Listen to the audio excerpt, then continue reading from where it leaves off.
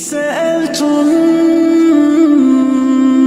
عن إلهي فهو الرحمن الرحيم. Kenapa Allah tidak kelihatan? Jawaban dari kenapa Allah tidak kelihatan, Bapak Ibu sekalian, ada pada saat kita sedang sholat. Jadi pada saat awal kita sholat, kita mengatakan apa? Allahu Akbar. Itu jawabannya sebenarnya. Akbar ini dalam bahasa Arab siga mubalaghah, sesuatu yang melampaui batas atau sesuatu yang besar dari yang lainnya. Misal gini, orang Arab kalau bilang besar itu kabir, besar ya. Tapi kalau di mata seseorang Arab, dalam bahasa dia, karena Al-Quran turun dalam bahasa Arab kita pelajari, kalau dia lihat benda dan bagi dia ini paling besar, nggak ada lagi lebih besar dari benda yang sedang dia lihat. Menurut dia pribadi, dia mengubah dari kabir menjadi akbar. Jadi memang kalau kita bilang Allahu Akbar, dalam grammar bahasa Arab kita sedang mengatakan Allah Maha Besar. Memang sangat besar. Bagaimana memahami itu? Mari kita renungi hadis Nabi SAW. Kata Nabi SAW, perumpamaan bumi yang kalian tinggali ini dibandingkan dengan langit di atas kepala kalian hanya seperti cincin dibuang di padang pasir. Jadi langit ini yang di atas kepala kita, Allah menciptakan 7 lapis langit. Surah Al-Mulk ayat 3 menjelaskan itu. Alladzi khalaqa sab'a samawatin tibaqa. Allah yang menciptakan 7 lapis langit tibaq, susun 1, 2, 3, 4, 5, 6, 7. Bumi di bawahnya. Jadi kita ini di bawah, ini di atas kepala kita ada 7 lapis langitnya. Dalam surah Naba Allah mengatakan sab'an shidada, 7 lapis langit yang kokoh, gitu kan. Seperti itu bahasanya. Baik, Nabi SAW merincikan mengatakan perumpamaan bumi yang kalian tinggali dibandingkan langit yang pertama, langit bumi namanya, gitu kan, hanya seperti cincin dibuang di padang pasir. Dan ternyata ini terbukti secara ilmiah, manusia sudah membuktikannya. Apa yang Nabi SAW sampaikan sudah terbukti. Jadi saya pernah sampaikan hadis ini dan satu dosen dari UI, kebetulan dia ilmu pengetahuan alam diajarkan, dan dia bilang sama saya, Ustaz ini ada dalam hadis? Saya bilang iya ada. Kebetulan teman dekat saya. Lalu dia berkata, Ustaz sudah tahu belum di abad ke-17 Masehi, tahun 1700-1800 Masehi, para ilmuwan mengadakan penelitian di alam semesta dan mereka menemukan memang ada jumlah yang tidak terhitung lagi dari bintang-bintang, banyak sekali. Tapi yang mereka sorotin adalah yang paling berpengaruh pada bumi, yaitu matahari. Karena matahari memberikan cahaya yang terang kepada bumi sehingga ada kehidupan, gitu kan. Lalu dia bilang, ilmuwan pada saat itu mengatakan bahwasanya matahari itu lebih besar daripada bumi jutaan kali lipat dan jaraknya sekian juta mil udah, gitu kan, dari bumi. Dan ilmuwan dikagetkan di abad ke-19 dari Masehi, secara ilmiah mereka teliti, mereka temukan di alam semesta ini ternyata ada miliaran matahari-matahari lain dengan planet-planetnya, jaraknya sekian juta mil dari bumi, udah terlalu jauh sudah. Jadi ini sudah luar biasa. Ternyata bukan cuma matahari kita nih, ada matahari lain. Ini matahari cuma berpengaruh ke kita saja. Ada matahari lain dengan planet-planetnya semua. Ada apa sana kita nggak pernah tahu. Allah buat kehidupan apa sana tidak tahu sudah. Kita nggak pernah tahu. Terbatas sampai di situ. Wah, Allah menciptakan yang lain di sana, ya sudah jelas itu urusannya Allah. Makanya dalam surah Ar-Rahman Allah mengatakan waktu ditanya yas'aluhu man fis samawati wal ard kullu yawmin huwa fi sya'an. Waktu ditanya orang-orang Quraisy tanya Nabi SAW, Tuhanmu lagi buat apa sekarang Muhammad? Gitu kan? Maka kata Allah SWT, katakan kepada mereka, Tuhanku dan Tuhan kalian setiap hari punya kegiatan, setiap saat yang kita tidak pernah tahu. Kalau kita diberikan 3-4 kegiatan saja sudah sibuk manusia, apalagi kegiatan banyak. Tapi Allah bisa mengurus semuanya itu. Ringkas cerita adalah bintang-bintang ini ternyata Bapak Ibu sekalian disepakati oleh para ilmuwan, semuanya sepakat mengatakan berada di bawah langit. Walaupun ilmuwan itu ateis, mereka sendiri mengatakan bintang-bintang ini semua berada di bawah langit. Kelihatan depan mata kita di bawah langit memang, gitu kan. Dan mustahil ada manusia yang bisa pegang langit sama tangannya, nggak mungkin. Karena jaraknya sekian juta tahun. Saya punya pengalaman pribadi, pernah baca buku anak saya kelas 2 SD, judulnya Ilmu Pengetahuan Alam. Dan ternyata di situ ada ditulis alam semesta, ada paragraf yang mengkritik saya. Tulisannya itu jarak antara bumi sama Pluto, satu matahari sama kita, itu jaraknya secara ilmiah 274 tahun kecepatan cahaya. Itu di buku pelajaran kita, anak kelas 2 SD, anak saya, bukunya saya baca. Jadi saya ngambil pegangan itu karena itu sudah diteliti secara ilmiah dan memang ditulis dalam buku-buku pelajaran. 274 tahun kecepatan cahaya. Jadi saya kadang-kadang berkelakar di pengajian saya bilang kalau kita kirim astronot masih bayi, bodoh nggak belum ngerti apa-apa bayi, ditaruh dikirim, umurnya 70 tahun mati tengah jalan, belum sampai di sana, gitu kan. Jadi cuma bisa diteliti dari jauh. Itu satu matahari sama kita. Sementara ini ada miliaran matahari, gitu kan. Dan saya sarankan Bapak Ibu kalau lagi umroh atau haji, di belakang Masjid Nabawi di sebelah kanan. Kalau saya bahasakan sebenarnya sebelah timurnya Masjid Nabawi ya. Itu ada pameran Asmaul Husna. Masuk ke sana, coba lihat deh. Tidak besar, laki-laki perempuan boleh masuk. Itu luar biasa, banyak sekali di situ diberikan gambaran Asmaul Husna, nama-namanya, arti-artinya bahasa Arab dan bahasa Inggris. Kalau ada yang tidak mengerti pun ada di situ mahasiswa, ada petugasnya orang Indonesia. Kalau banyak, di 10 orang biasanya dia sejelaskan, ini maknanya. Kalau saya biasa yang bimbing, saya pandu, ini maknanya, gitu kan. Dan saya masukkan dalam rangkaian paket waktu di Madinah.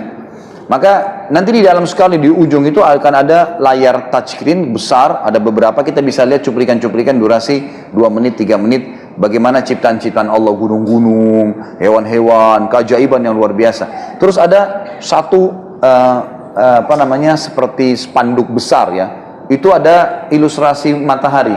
Jadi dikasih gambaran situ matahari kecil, kemudian ada banyak yang mirip seperti matahari itu lebih besar sekian juta kali, sekian miliar kali. Terakhir itu ada satu planet, saya lupa namanya, paling besar, sama dengan matahari tapi besarnya 11 miliar kali, 11,7 miliar lebih besar daripada matahari. Dan itu sama dengan dahsyat, sama dengan sistemnya matahari yang panas itu.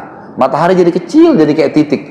Dari situ ditulislah firman Allah SWT tentang keajaiban penciptaan langit dan bumi, disuruh kita berpikir. Dan terakhir, sebelum kita keluar ada semacam kayak studio, layar besar kayak bioskop gitu. Nanti kita dimasuk lalu dia putar durasi sekitar 1,5 menit.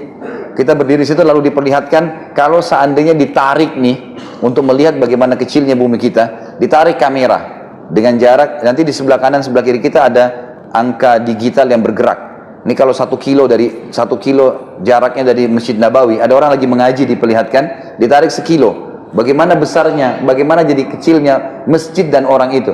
Kalau 2 kilo, kalau 100 kilo, kalau sampai miliaran kilometer di atas langit sana. Jadi tidak kelihatan, sudah kayak pasir saja gitu. Malah mungkin sudah tidak kelihatan lagi. Seperti itulah. Jadi secara ilmiah terbukti, secara wahyu juga memang ada penyampaian. Tapi manusia cuma hanya sampai ke alam semesta. Kalau wahyu tembus ke atas jauh, kata Nabi SAW, di atas langit pertama dan langit kedua. Besarnya langit kedua itu digabung antara langit pertama sama bumi seperti cincin dibuang di padang pasir. Di atasnya lagi, ini luar biasa ini. Di atasnya lagi ada langit ketiga, besarnya langit ketiga, langit kedua, langit satu dan bumi, tiga-tiga digabung seperti cincin dibuang di padang pasir. Ini kalau kita tanya, kita sedang ada di mana? Apa yang mau disombongin? Makhluk itu bisa buat apa?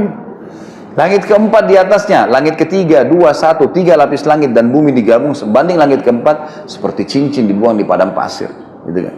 Jadi seperti debu di ruangan ini dibandingkan ruangan ini nih. Mungkin lebih besar lagi, padang pasir soalnya, luas sekali. Langit kelima sama, 4, 3, 2, 1, 4 lapis langit dan bumi satunya dibanding langit kita seperti cincin dibuang di padang pasir. Sampai langit ketujuh.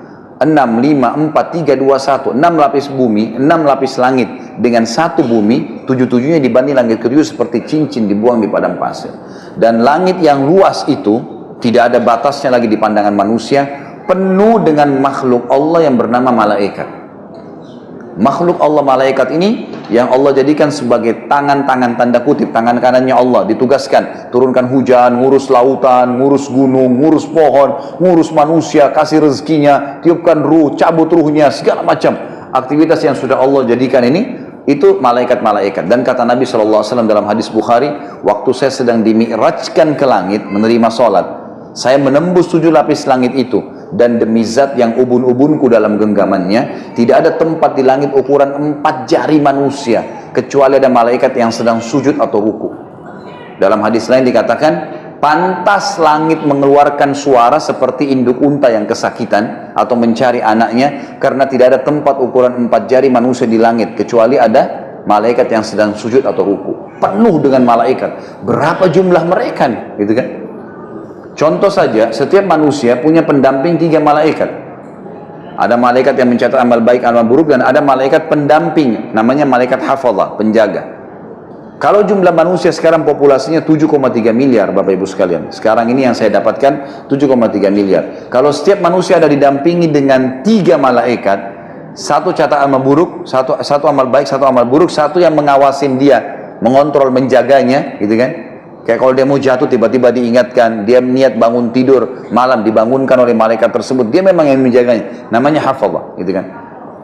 Maka pada saat itu, ya, kita hitung sekarang jumlah manusia dari bayi sampai orang tua 7,3 miliar. Berarti malaikat pendamping 3 kali lipat tuh.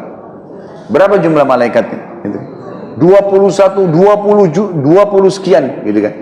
Jumlah malaikat itu 23 sekian miliar. Gitu.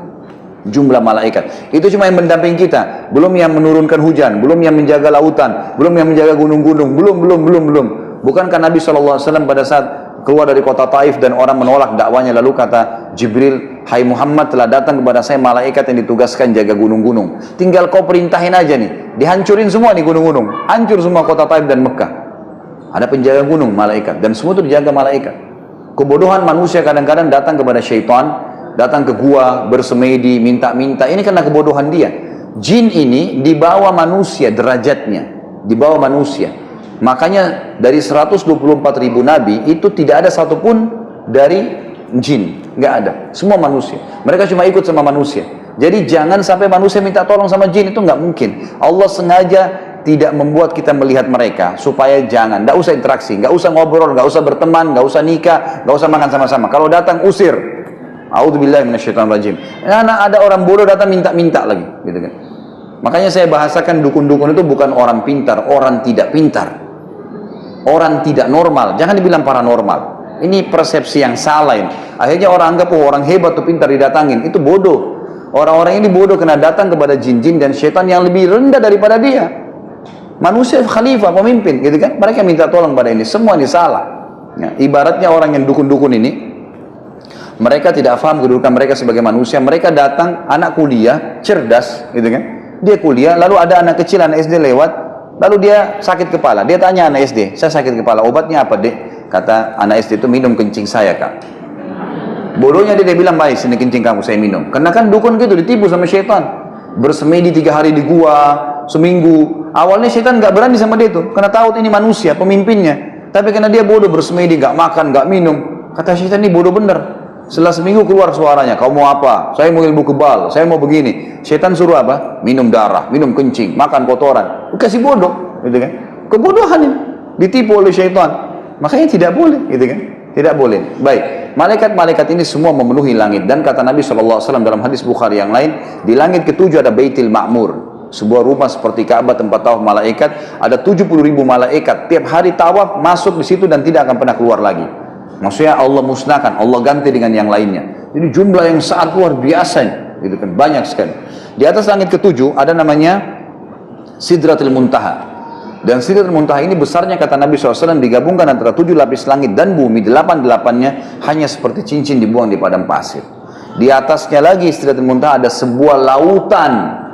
Dan kata Nabi SAW, kalau kalian ingin, bacalah firman Allah, wa kana arsyu alal ma', dan singgasananya Allah di atas air. Kata Nabi SAW, lautan itu besarnya digabung antara Sidratul Muntaha, 7 lapis langit dan bumi, 9-9-nya hanya seperti cincin dibuang di padang pasir.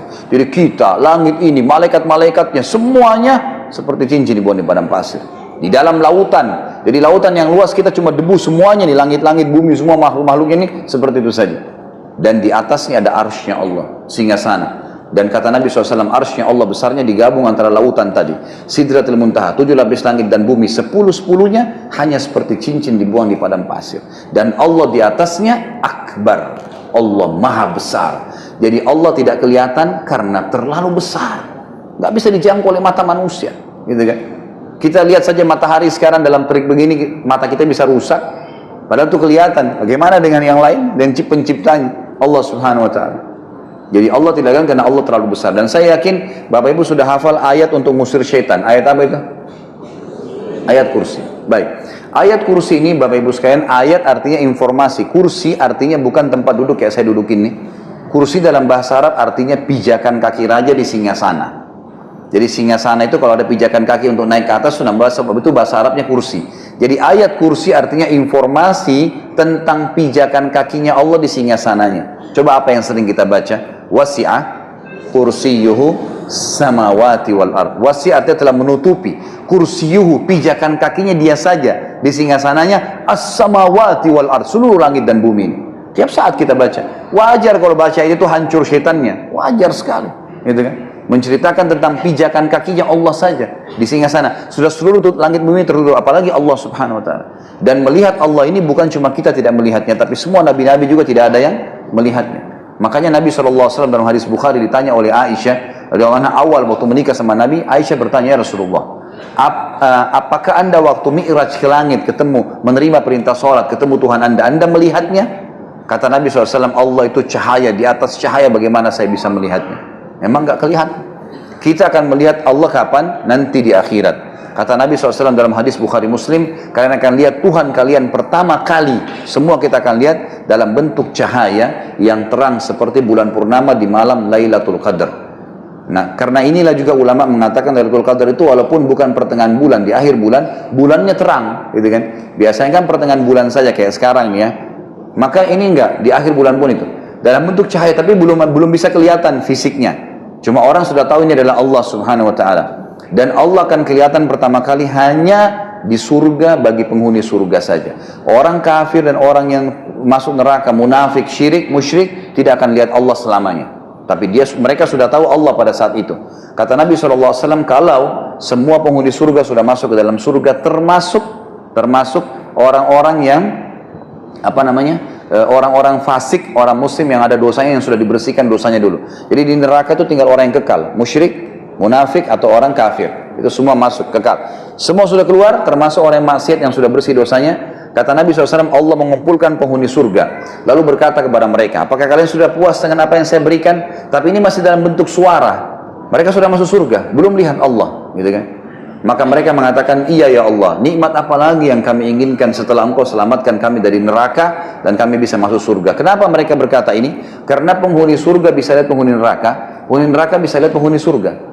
Jadi kita bisa lihat penghuni neraka tuh, setiap saat kita bersyukur kepada Allah tidak masuk di sana. Penghuni neraka bisa lihat surga, dan supaya mereka menyesal terus kenapa mereka tidak masuk, gitu kan. Maka mereka mengatakan, nikmat apa lagi setelah engkau selamatkan kami dari neraka, kami masuk dalam surga. Lalu kata Nabi SAW, Allah mengangkat hijabnya pertama kali. Maka pertama kali penghuni surga melihat wajahnya Allah. Serentak mereka semua, miliaran penghuni surga semuanya berkata pada saat itu, yang sudah makan dengan pohon-pohon yang kalau dipetik keluar lagi buahnya, baju-baju dari sutra dan emas, istana yang luas dan seterusnya, terlupakan. Dan mereka berkata, ya Allah, tidak ada nikmat yang mengalahkan melihat wajahmu yang mulia. Makanya kita sebelum salam membaca, wa as'aluka ladzatan nadhara ila wajhika wasyauqa ila liqa'ik. Kalau Nabi artinya, ya Allah mudahkan aku melihat wajahmu yang mulia dan selalu rindu ingin bertemu denganmu. Jadi memang ulama sepakat mengatakan nikmat terbesar di surga adalah melihat wajahnya Allah Subhanahu wa taala.